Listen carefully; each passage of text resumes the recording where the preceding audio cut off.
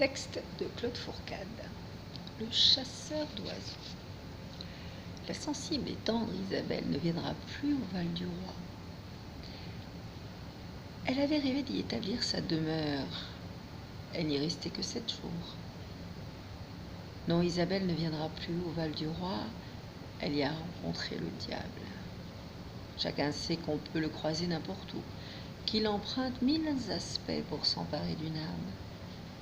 Au couchant de ce 7e jour, c'est sûr, celle de la jeune femme qu'il tenta de miser sa chance. Comme elle longeait la clairière, un homme avait surgi des fourrés dans un costume étrange. Long cap, gris tourterelle, bottes fines et vernies. Extrêmement docile, un lévrier blanc le suivait, qu'il appelait Pluton. Son visage sous le hâle était d'une grande beauté, tête nue, les cheveux rebroussés par le vent, les yeux d'une extraordinaire transparence. Il souriait. Sa bouche presque fermée s'écartait davantage aux commissures des lèvres et laissait apercevoir des dents aiguës, luisantes comme des amandes fraîches.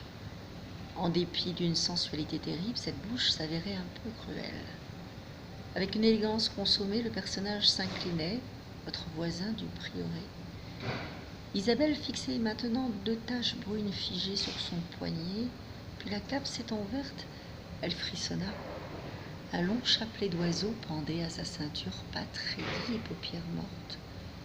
En un clin d'œil, elle reconnut mésange bleu, rouge-gorge, couleur d'aurore, fauvette à tête noire, chardonneret aux joues écarlates, pinson grive moucheté, merle, fauvette, et puis, plus petit que tous les autres, un charmant roitelet, huppé. D'horreur, elle ferma les yeux, prête à défaillir. Quand elle les rouvrit, homme et chien avaient disparu. Elle ne rentra dans l'auberge qu'après un long détour, ayant interrogé les gens du pays au sujet du prieuré et de son bizarre propriétaire. Au Val-du-Roi, il n'y avait jamais eu de prieuré, non plus qu'aux alentours, et personne n'avait jamais vu passer le lévrier blanc dans la région. Elle ne dormit pas, prépara ses bagages, redoutant l'obscurité et résistant à la tentation d'évoquer ce regard et ce sourire dont la charnelle attirance dépassait tous les pouvoirs ordinaires de la séduction.